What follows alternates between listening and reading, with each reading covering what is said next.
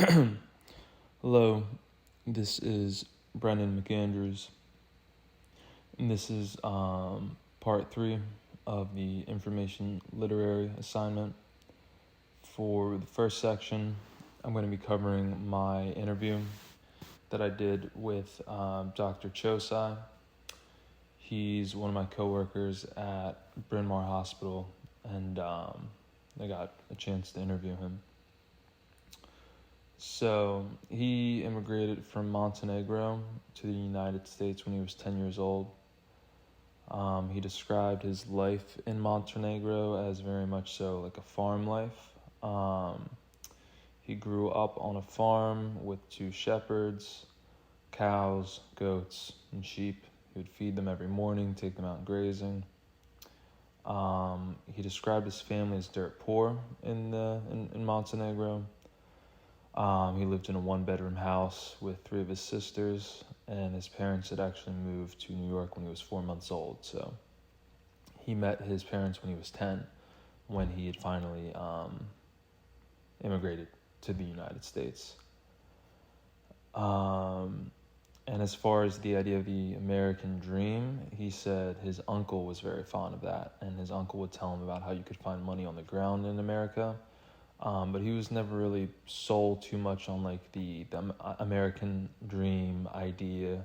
He was more interested in America just for the education it provided compared to the education and opportunities available in Montenegro. So he migrated over to America and one of his sisters when he was 10. He moved into New York. His first impressions of America was that it was cool, and he was just amazed to see buildings because he had never seen buildings before, living on a farm pretty much his whole life. His sister was pretty impressed with, just seeing all the different people there, different races, and she was just kind of happy to, be involved with these mixes of different cultures. And once he began school, he went through ESL school and then began his track medical school. And he now lives in Northeast Philadelphia and is a board-certified internal medicine physician working at Mainline Health.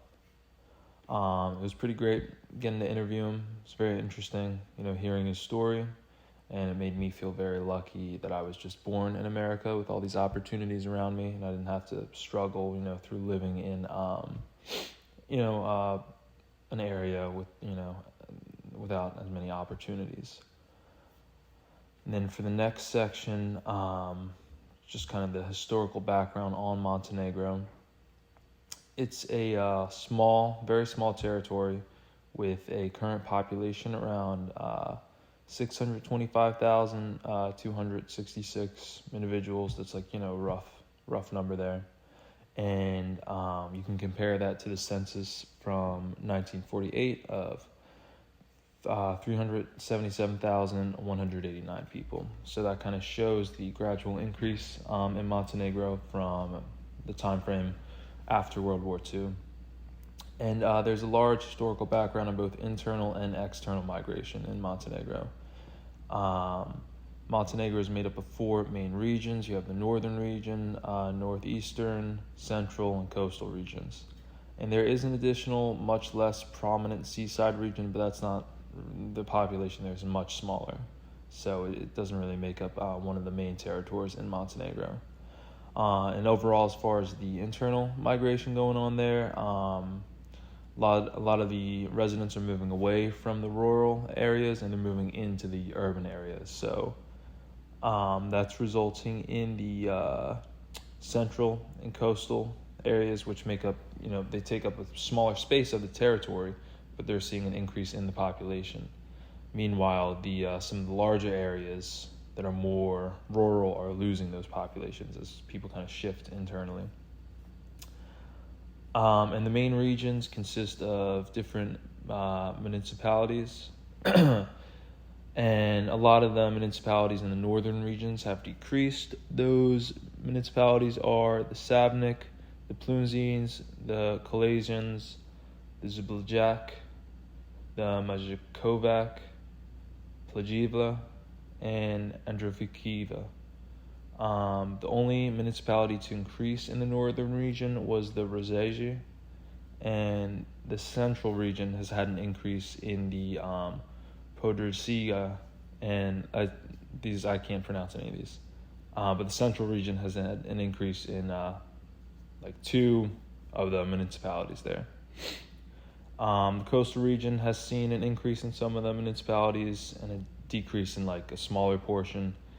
And another interesting aspect is that women in the age group 0 to 34 and 65 and older move from region to region internally more frequently than the men in those age brackets.